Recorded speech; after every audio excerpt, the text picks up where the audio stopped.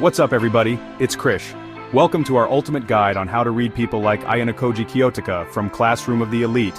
In this video, we're diving deep into the world of social mastery. Get ready to take notes because we're about to unlock some next-level social intelligence. First things first, if you want to read people like Ayanokoji, you gotta become a master observer like Sherlock Holmes. Start by paying close attention to body language. Are they leaning in, engaged, or are their arms crossed, creating a barrier? See those micro-expressions, those fleeting frowns, smirks, they betray what someone's really thinking. And don't even get me started on eye contact. Are they holding your gaze or darting around like they've got something to hide? Next level, inconsistencies. Does their tone match their words? Are they saying yes while shaking their head no? These little tells are gold. Observation is a skill, and just like any skill, practice makes perfect. So get out there, observe, and start decoding the hidden language of human behavior. Ayanokoji's superpower is his ability to stay cool, calm, and collected no matter the situation. He's got this emotional detachment thing going on, and honestly, it's a game changer.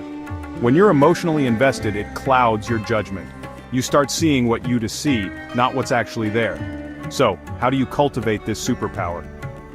Mindfulness, my friends. Meditation is your secret weapon. Recognize when you're getting riled up and take a step back. Breathe.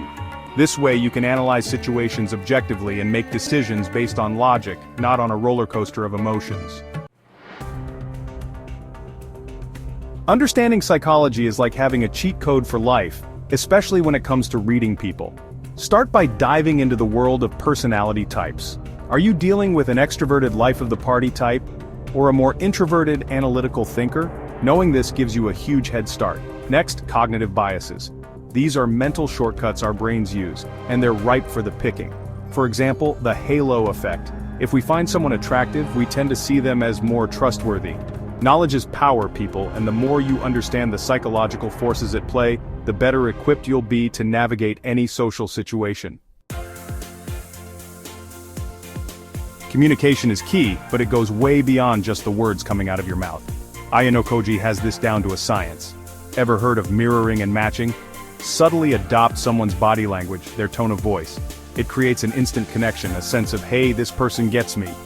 Become a master of the leading question. Instead of asking yes or no questions, get them talking. Tell me more about, is your new best friend? And here's a pro tip: strategic silence. Don't be afraid of a little pause. It can actually encourage people to open up more.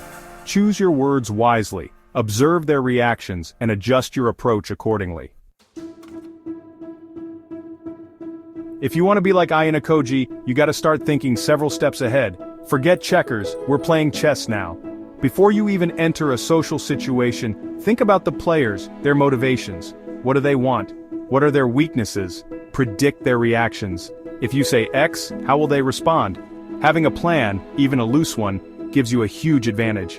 And don't be afraid to play the long game. Sometimes the best moves are the ones that seem insignificant in the moment but have major payoffs down the line. Social interactions are part of a larger game, and like any good strategist, you need to be thinking about the big picture. This one's all about self-control.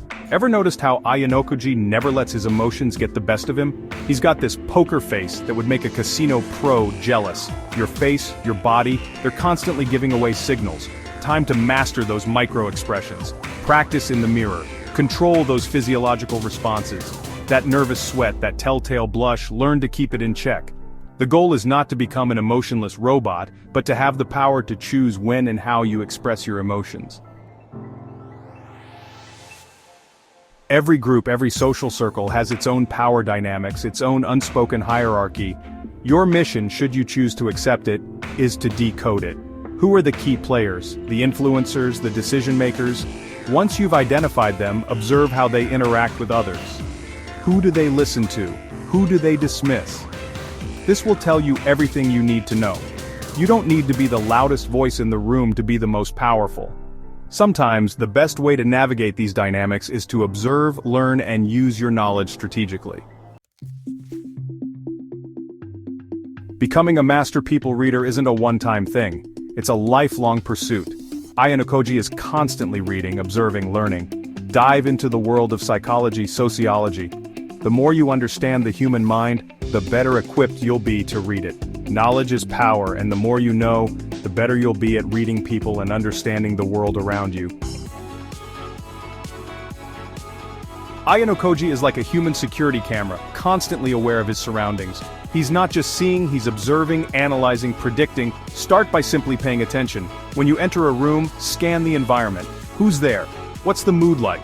Are there any potential obstacles or escape routes? Next level, connect the dots. Use your observation skills to predict outcomes. If you see someone acting agitated, their body language tense, it might be wise to steer clear. Remember how we talked about strategic thinking? Well, it's time to put those mental muscles to the test. Just like a grandmaster practices chess, you need to train your brain to think several steps ahead in social situations.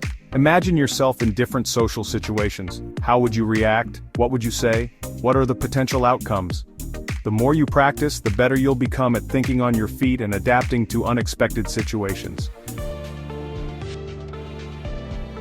So there you have it, guys, the ultimate guide to reading people like Ayano Koji Kiyotaka. Remember, using these techniques responsibly is crucial.